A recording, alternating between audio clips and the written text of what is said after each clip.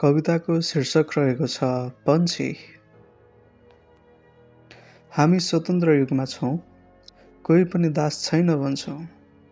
पिञ्जडामा भएका पन्छी पनि खुल्ला आकाशमा उड्न छोडिदिन्छौँ। बन्धनमा भएका पशुको पनि हक अधिकारको कुरा गर्छौँ। बन्धनमा भएका पशुको पनि हक अधिकारको कुरा गर्छौँ। जङ्गली जनावरलाई नचलाऊ, उसलाई नमार, उसको जीवन त्यही हो भन्छौँ। विचार कति राम्रो छ, विचार कति राम्रो छ।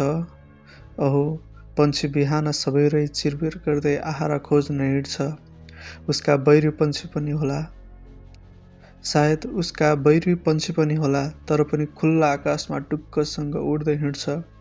मलाई खुल्ला विचारका साथ त्यो पन्छी झैँ भएर उड्न मन छ। मलाई पनि खुल्ला विचारका साथ त्यो पन्छी झैँ भएर उड्न मन छ। मनका गरुङ्गो बोझलाई लत्याएर शरीरलाई हलुका बनाएर पन्छी भई डुली हिँड्न मन छ। मनका गरुङ्गो बोझलाई लत्याएर शरीरलाई हल्का बनाएर पन्छी भई डुली हिँड्नु मन छ।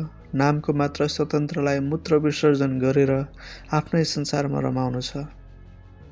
नामको मात्र स्वतन्त्रलाई मूत्र विसर्जन गरेर आफ्नै संसारमा रमाउनु छ।